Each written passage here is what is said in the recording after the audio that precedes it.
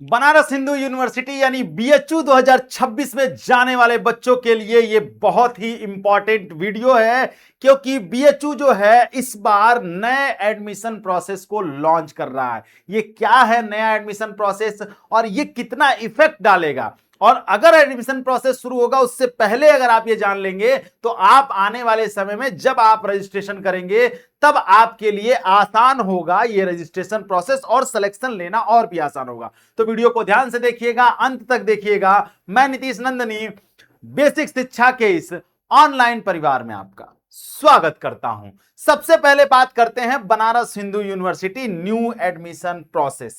सबसे पहले जब हम बनारस हिंदू यूनिवर्सिटी लेकर चलते हैं तो आपको कई सारी चीजें बता देते हैं। सबसे पहली चीज ये कि जब आपका रिजल्ट आ गया है और रिजल्ट आने के बाद अब शुरू होगा बीएचयू का रजिस्ट्रेशन पोर्टल। बीएचयू के रजिस्ट्रेशन पोर्टल में इस बार कई सारे बदलाव दिखेंगे आपको, जैसे ही पोर्टल ओपन होगा वैसे ही। ठीक है, एक सबसे बड़ा बदलाव दिखेगा वो मैं आपको बताऊंगा, लेकिन उससे पहले उस रजिस्ट्रेशन प्रोसेस को समझते हैं जो रजिस्ट्रेशन प्रोसेस इस बार होने वाला है। सबसे पहले बता दें कि जैसे ही आपका रिजल्ट आया, रिजल्ट आने के बाद आपको सबसे पहले क्या करना होगा। रिजल्ट आने के बाद आपका सबसे पहला काम होगा आपका रजिस्ट्रेशन। रजिस्ट्रेशन में सबसे पहले बेसिक डिटेल्स भरेंगे, आप बेसिक डिटेल्स भर लेंगे आसानी से। देन बेसिक डिटेल्स के बाद आप जो भी आपकी डॉक्यूमेंट्स होंगे वो लगाएंगे। एक सबसे इंपॉर्टेंट फेज शुरू होगा जो तीसरे नंबर पर आएगा, उसे हम कहते हैं प्रेफरेंस, और यहीं से आपकी कहानी बदल जाएगी।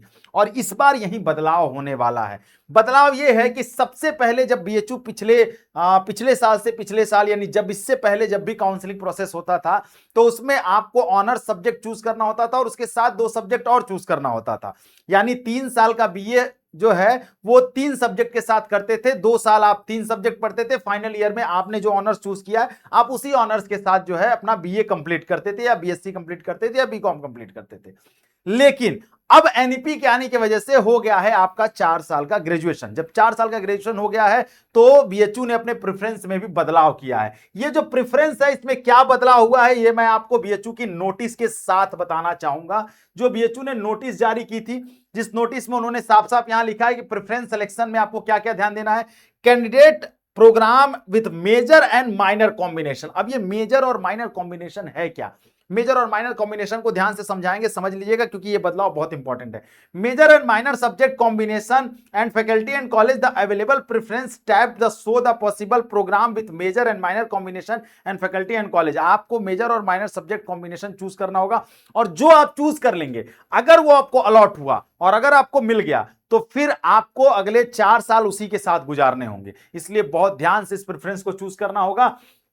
बीएचयू ने उदाहरण के द्वारा यह समझाने का आपको प्रयास किया था कि जैसे मान लीजिए आपने मेजर में केमिस्ट्री चूज किया और उसके साथ आपने माइनर में फिजिक्स चूज कर लिया। अब आपके पास एक मेजर सब्जेक्ट मिलेगा, मान लेते हैं केमिस्ट्री। अब केमिस्ट्री के साथ 5-6 माइनर जो हैं आपको कॉम्बिनेशन मिलेंगे। केमिस्ट्री के साथ आप फिजिक्स चूज कर लीजिए, केमिस्ट्री के साथ आप ज्योग्राफी चूज कर लीजिए, केमिस्ट्री के साथ आप बायोलॉजी चूज कर लीजिए। इस तरीके से करके आपके पास 6 सब्जेक्ट कॉम्बिनेशन, 5 सब्जेक्ट कॉम्बिनेशन बनेंगे।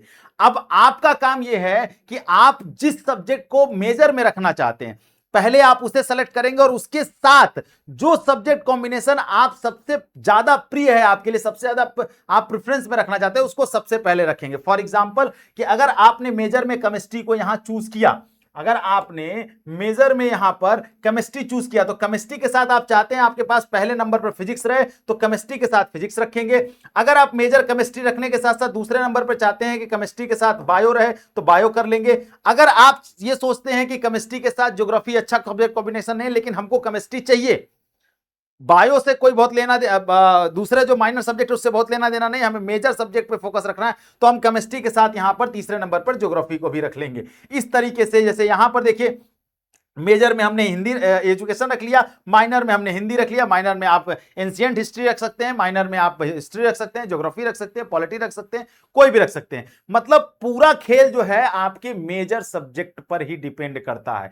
तो आप जब भी प्रेफरेंस भरेंगे आप मेजर सब्जेक्ट को फोकस रखेंगे, साथ में आप माइनर सब्जेक्ट पर फोकस रखेंगे, लेकिन उन 5-6 कॉम्बिनेशन में जो सबसे अच्छा होगा उसको टॉप पे रखेंगे, जो उससे नीचे होगा उसके नीचे रखते चले जाएंगे। ठीक है, अब इसको भरने में आपको होगी समस्या, तो इसी समस्या का समाधान करने के लिए हमने आपको बताया है कि आप प्रिडिक्टर हमारा यूज करिए। आप हमें हमारे ऑफिशियल नंबर जो नीचे चल रहा है 8433341026, उस नंबर पर आप हमें मैसेज करिए अपना रिजल्ट। हम आपको आपके नंबर के हिसाब से आपको एक कॉलेज प्रेफरेंस प्रिडिक्टर में निकाल करके आपको भेजेंगे, आप उसी हिसाब से भरिएगा। दूसरी चीज, जब रजिस्ट्रेशन शुरू होगा तो हम ये प्रेफरेंस सेक्शन हम आपको बना करके देंगे और उसी हिसाब से भरिएगा प्रेफरेंस, और बिल्कुल फ्री ऑफ कॉस्ट। उसके लिए आपको चैनल को सब्सक्राइब करना होगा, हमारे साथ बने रहना होगा। इसके लिए आपसे बहुत सारे लोग पैसा लेंगे, कोई बहुत रॉकेट साइंस नहीं, इसलिए पैसा देने की जरूरत नहीं है। 2000 4000 ये आपके, एक तो आप हर जगह रजिस्ट्रेशन करेंगे उसमें आप पैसा देंगे, फिर हम आपसे काउंसलिंग का पैसा ले लें, बीएचयू रजिस्ट्रेशन का पैसा लेगा, सीयूटी फॉर्म भरने का पैसा लेगा,